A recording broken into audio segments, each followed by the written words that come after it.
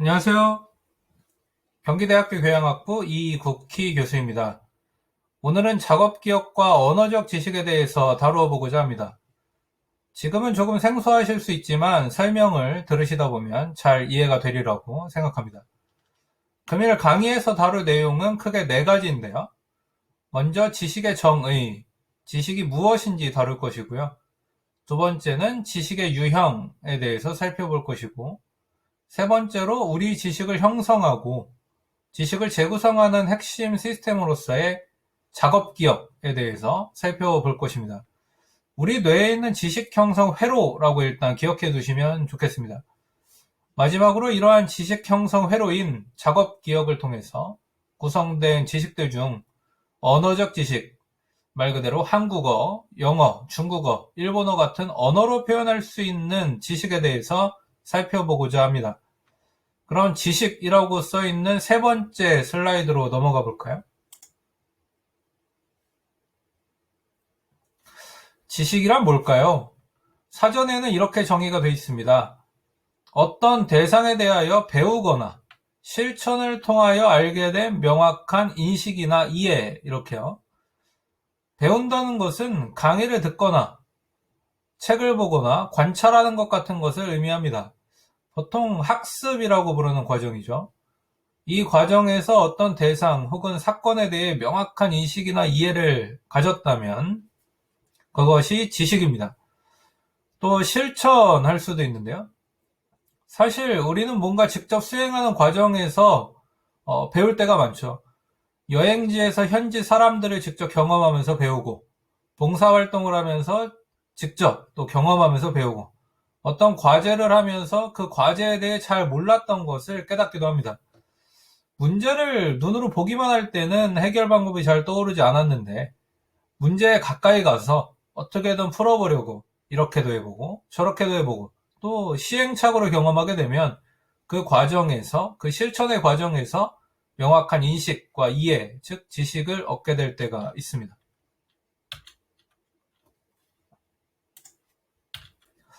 이렇게 지식의 사전적 의미를 살펴봤는데요.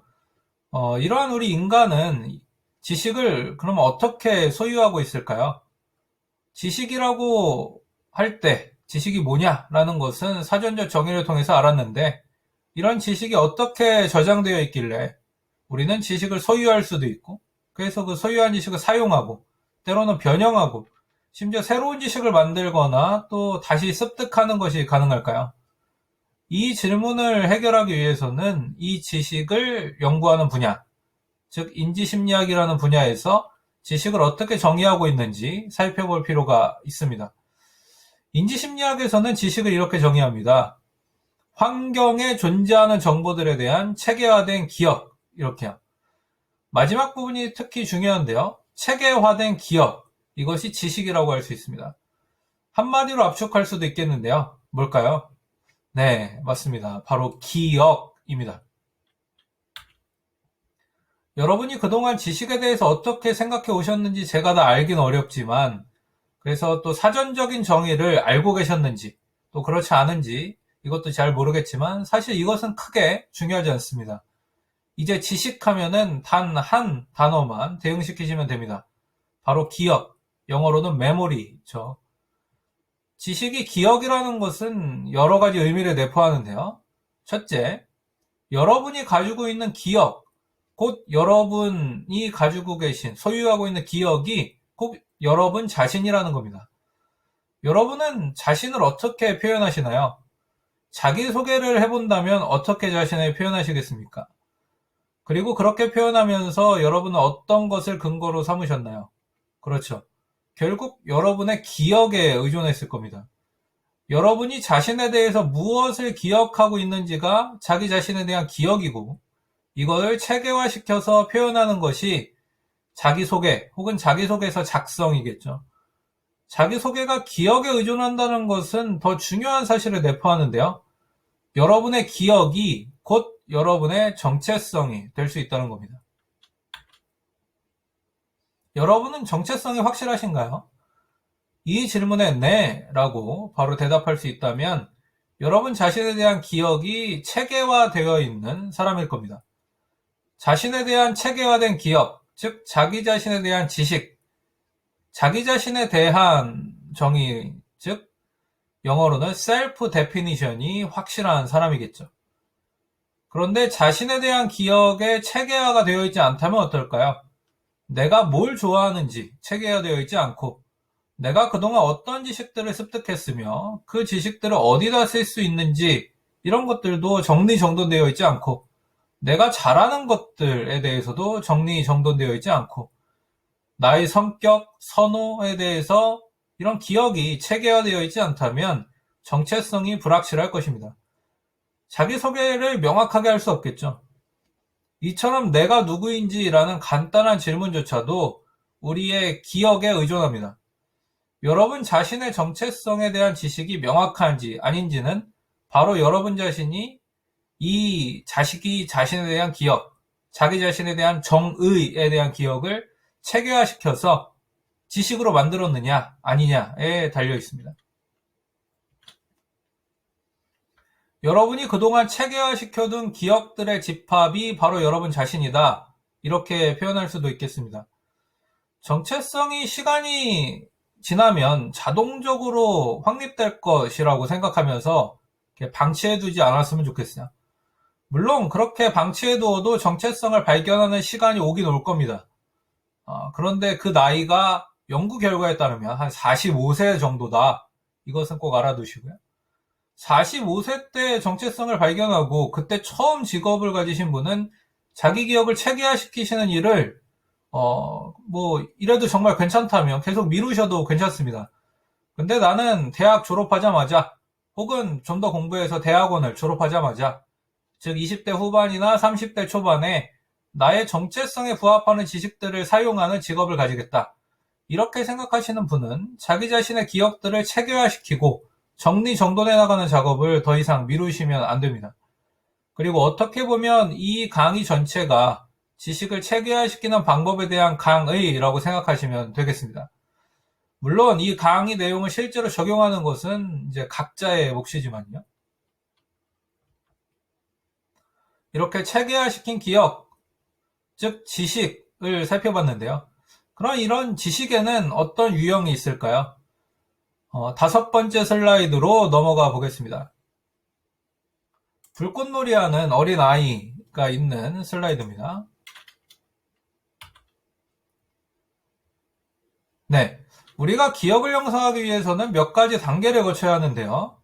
먼저 환경에 어떤 정보가 있어야 되겠죠. 자극이라고 부를 수 있습니다.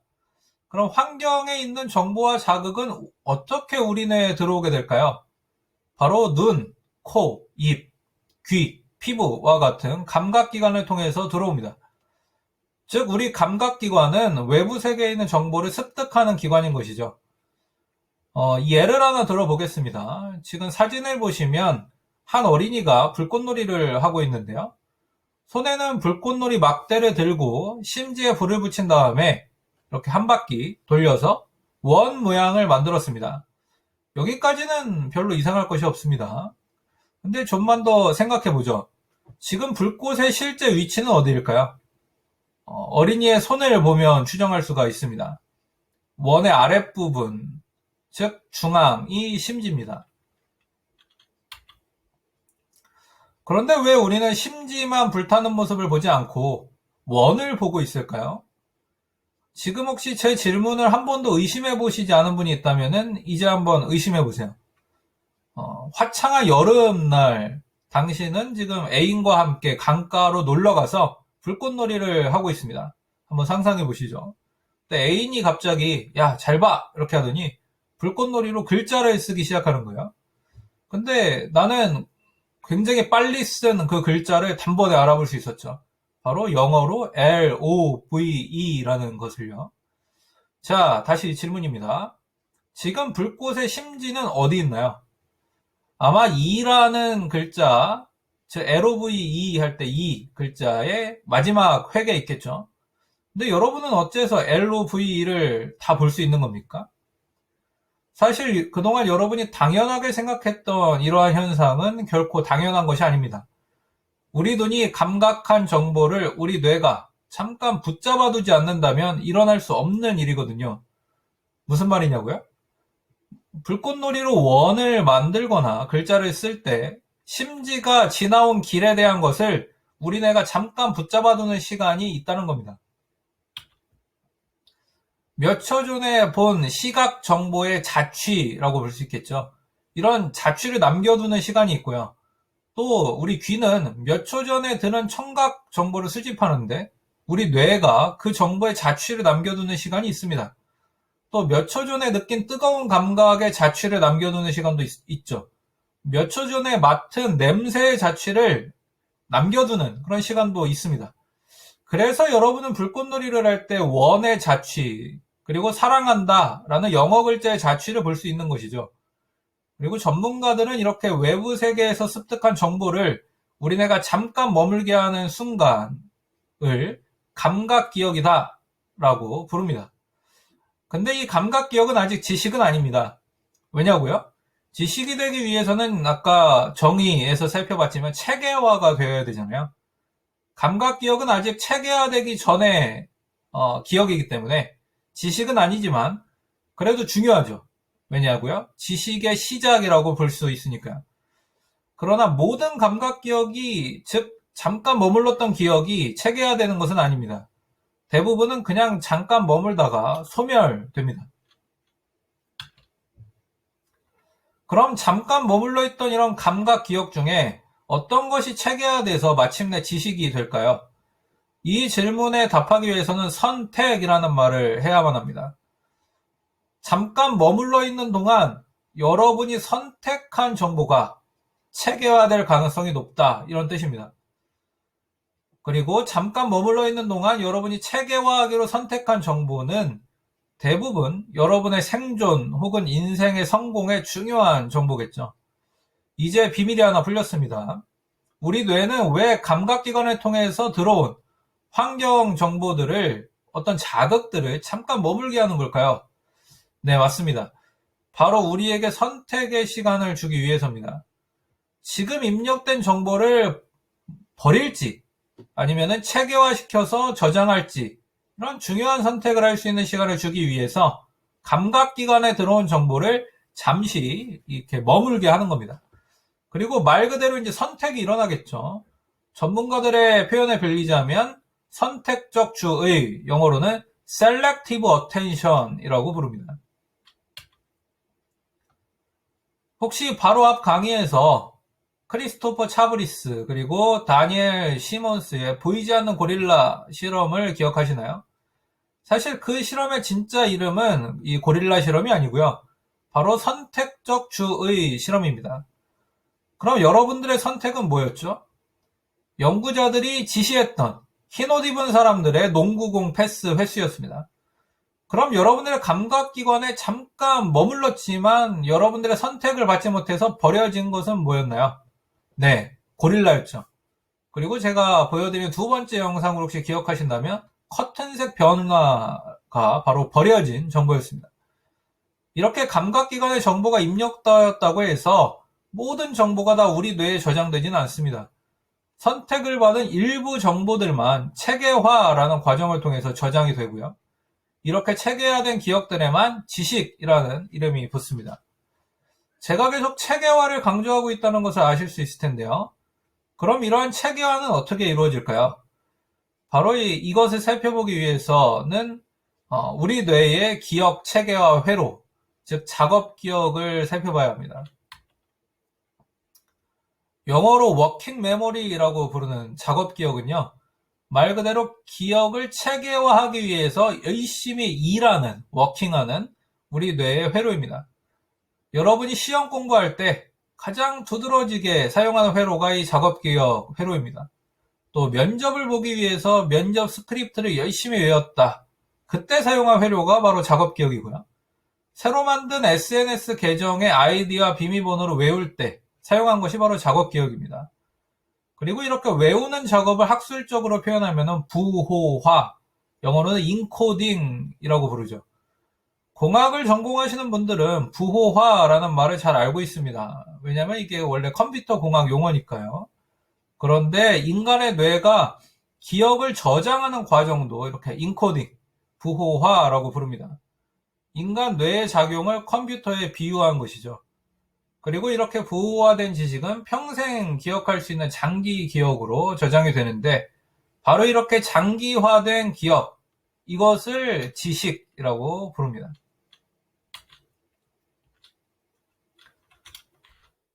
그런데 작업 기억은 저장하는 것, 즉 체계화시키고 부호화해서 저장하는 것만 수행하지는 않습니다.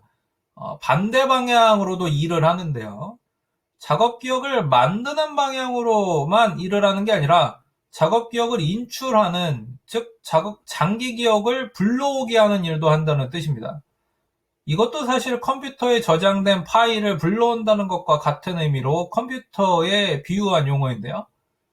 여러분들이 외워둔 수학 공식을 사용할 때, 그래서 어떤 문제를 풀 때, 여러분들이 외워둔 영어 문장을 사용해서 지금 만난 외국인과 대화를 할 때, 여러분들이 외워둔 지식을 사용해서 뭔가 발표를 할 때, 여러분들은 모두 작업 기억의 불러오기 기능을 사용하고 있는 것입니다. 작업 기억을 사용해서 장기 기억에 저장된 기억들을 끄집어내 오는 것이죠. 이렇게 작업 기억은요, 지식의 저장 그리고 인출에 모두 관여하는 우리 뇌의 중요한 시스템입니다. 그런 작업 기억에 대해서 조금 더 자세히 알아보겠습니다. 7번째 슬라이드로 넘어가 볼까요?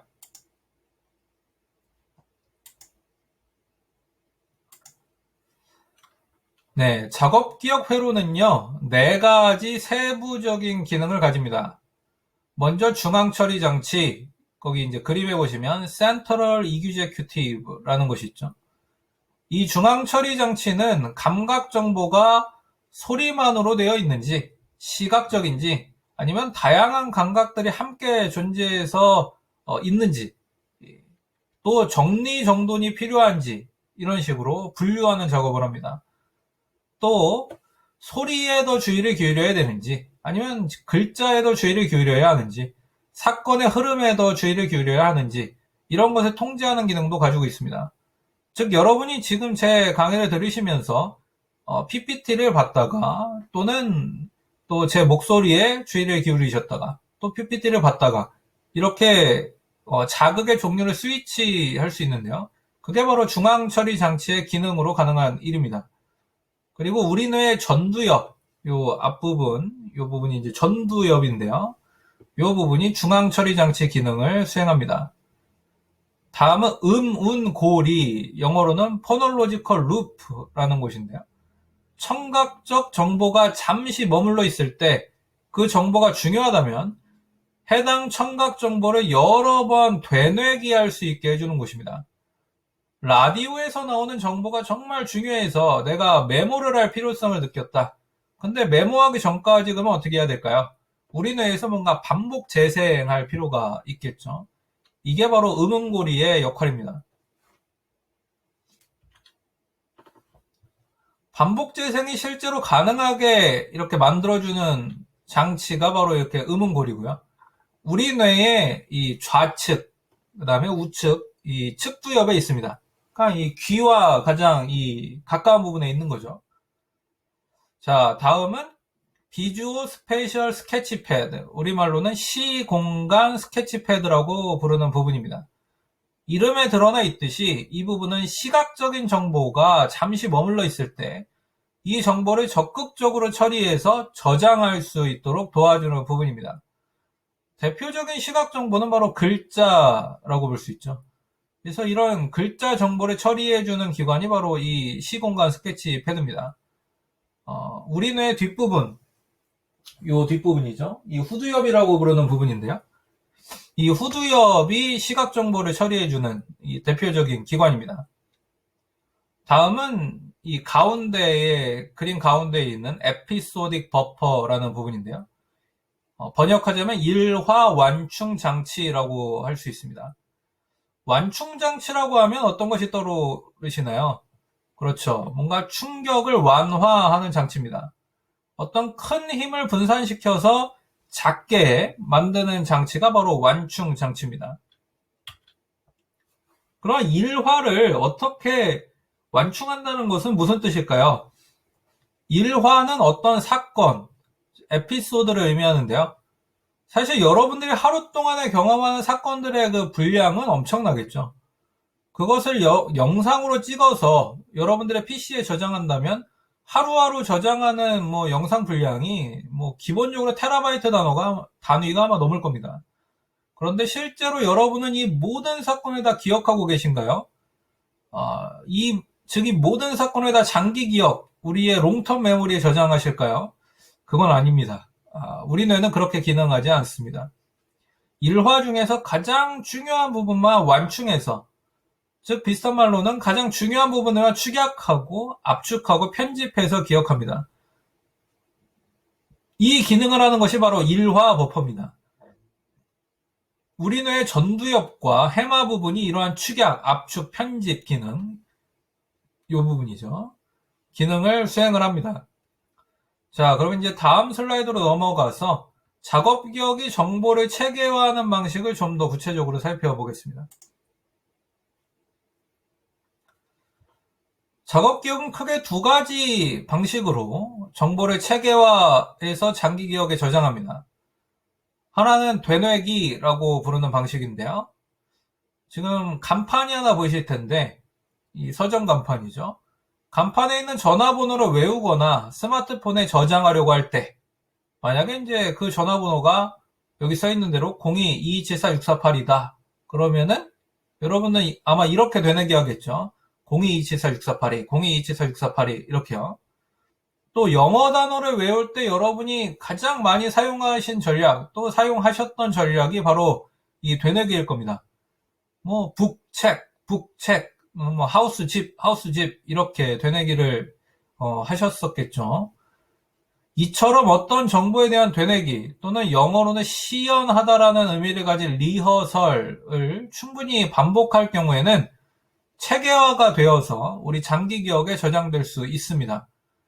그런데 리허설은 사실 가장 효율이 떨어지는 저장 방식이고요. 조금 더 고차원적이고 효율이 좋은 방식은 따로 있습니다. 바로 그 밑에 있는 정교화라고 부르는 방법입니다. 정교화는 두 가지 방식으로 이루어질 수 있는데요.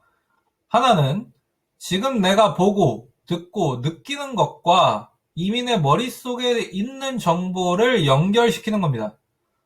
얼굴은 모른 채 전화나 문자로 블라인드 데이트를 하는 상대가 있다고 한번 가정해보죠. 그런데 어느 날 우연히 밖에서 그 사람을 만났습니다. 그래서 서로 몇 마디 나누다가 보니까 자신의 블라인드 데이트 상대인 줄을 좀 알게 됐어요. 이때 우리 머릿속에서 어떤 일이 일어날까요? 내 머릿속에 이미 저장된 그 사람에 대한 어떤 사전 지식과 지금 보고 있는 이 사람의 외모에 대한 지식이 이제 연결되기 시작할 겁니다. 이것이 바로 정교화가 이루어지는 첫 번째 방식입니다. 또 다른 정교화 방식도 있는데요. 이거는 지금 내 머릿속에 들어있는 사전 지식들끼리 연결되는 겁니다. 여러분이 복수 전공을 한다고 한번 생각해보죠. 경제학과에 들어갔는데 심리학이 필요해 보여서 나중에 심리학을 복수 전공을 했습니다. 이렇게 경제학과 심리학을 계속 공부하다 보니까 두 가지 학문이 내 머릿속에서 이렇게 결합되기 시작했는데요. 이게 정교화입니다. 그리고 실제로 이런 과정을 거쳐서 나온 학문 분야가 하나 있는데 바로 행동경제학, 영어로는 Behavioral Economics라고 하는 분야죠. 2002년에 심리학자 다니엘 카네만이 이런 심리학과 경제학 지식을 융합해서 즉 정교화해서 노벨 경제학상을 받았고요. 그로부터 15년이 지난 2017년에 이번에는 경제학자 리차드 탈러 또는 리차드 세일러라고도 발음하는 이 학자가 경제학과 심리학 지식을 융합해서 또 노벨 경제학상을 받았죠. 즉 행동경제학이라는 융합 분야로 노벨 경제학상을 받은 사람이 벌써 2명이나 있습니다. 이처럼 정교화는요. 사전 지식과 지금 감각한 정보, 또 한 가지 사전 지식과 또 다른 사전 지식을 연결함으로써 새로운 지식을 창출할 수 있는 방법입니다. 사실 창의성의 원리는 바로 이 정교화를 얼마나 잘 수행하는가에 달려있겠죠. 자, 이제 한 슬라이드 넘겨서 정교화의 또 다른 예들도 살펴볼 텐데요. 파트 2 영상을 이어서 봐주세요.